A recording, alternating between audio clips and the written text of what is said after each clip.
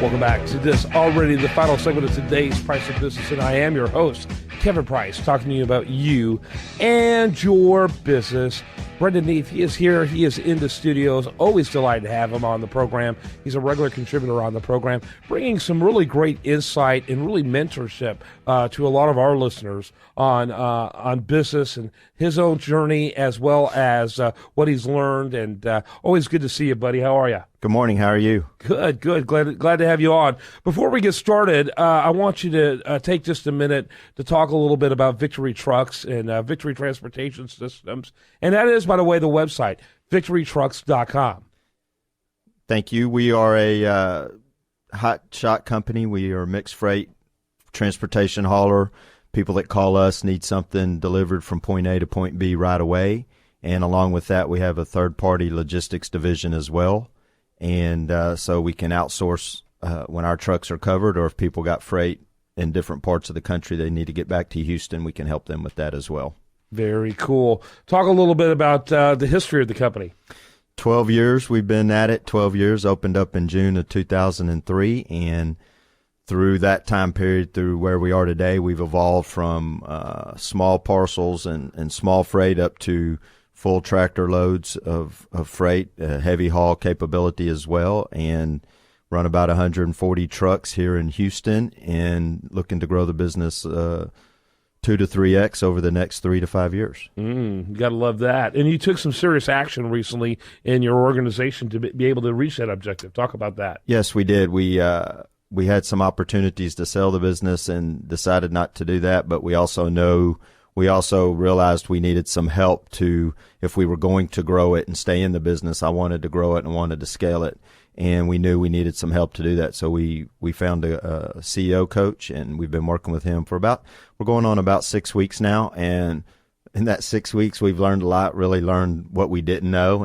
And it's a different mindset to go from just kind of gradually growing the business to really trying to scale the business. And we've added some high-level professionals to our staff to help us do that as well. So it's a great challenge, but it's also fun, and the learning aspect to really take your company from where you are today to the next 2 or 3 levels is challenging but fun, and we're learning a lot for sure. Part of what you did was you brought on a CSO, a Chief Sales Officer. How's that going? It's going well. I mean, you can tell his capabilities, you can tell his level of play is a lot different than what we're used to and what we've been exposed to in that arena. And just already in the short time he's been working with our sales team, we're seeing dividends, and that we know that investment that we did to bring that person on is going to pay off greatly. Yeah, you got to love that. You got to spend money in order to make money. And it sounds like a cliche, but if you're in business like you and I have been for a long time, you know that's true. Yeah, and to bring somebody in that's been there, done that, knows how to do it, knows how to manage, knows how to train, knows how to lead a sales team, and we found somebody that fit our culture and fit in with our team and buys into our vision, and then now it's just get out of his way and let him go to work. Right. Just make sure you're not the problem, but the solution. Sure. Right? Yeah. Talk a little bit about people that have had an impact in your life. I'd love to talk to that, to people who are in business, who are successful in business, about the people that made a difference, both people that they have spent, actual time with, family, friends, mentors, but also people that they've read, and have influenced them. Talk a little bit about that. I think from people that I know and I'm familiar with, my grandfather had a great influence on me from early age up until his passing a couple years ago. Work ethic, do things you're not comfortable with.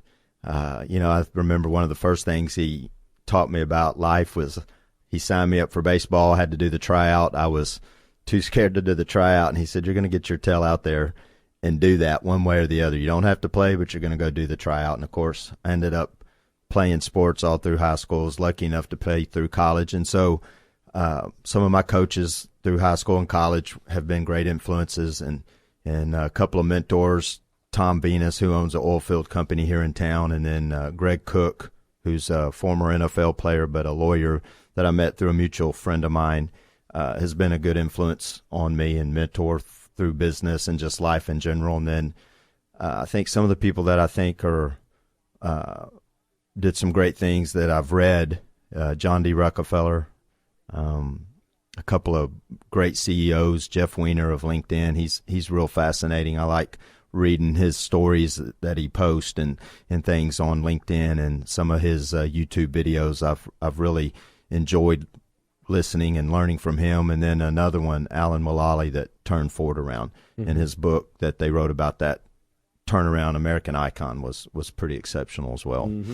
Talk a little bit about the influence that sports had on you in going into business and in life in general. Because one of the things that Robert Kiyosaki, author of Rich Dad Poor Dad, talks a lot about is that those whose primary learning experience is education end up becoming afraid of failure. F's are a big deal in education. Whereas if you have a strong background in athletics, you're used to failing all the time. Losing games is just part of becoming better at what you do. And it kind of demystifies and takes the punch, if you will, out of losing, and you're willing to become better along the way. Is that part of your experience as well? Well, I think that, and just when you started a young kid, and then if you continue to play through the little leagues and then high school, and then if you're fortunate enough to take it to the college level, I think each of those levels of playing teaches you something different. When you're young, you learn to play within the confines of the team. You learn to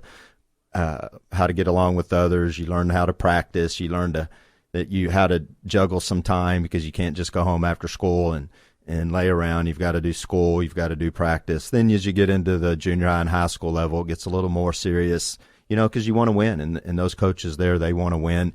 And so it's learning to buy into a system, learning to handle whatever priorities or whatever the coaches have in store for you, whether that's practice or during the games. You learn to deal with adversity, pain.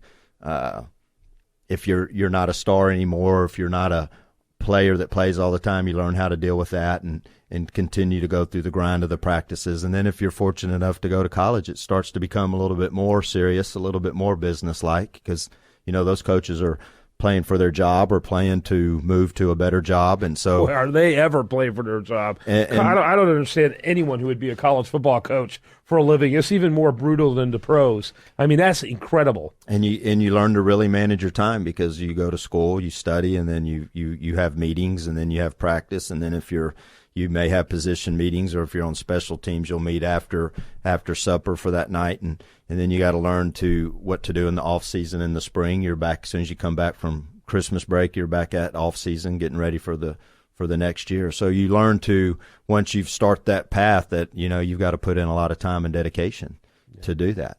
Talk a little bit about what was a turning point for you professionally that made you decide that you could be a business owner and that you wanted to be a business owner, because it's a tough deal. People don't become business owners because they want to work fewer hours, and they don't want to think less about what they do for work, because if they do, they're delusional. They need to lay off the hard stuff.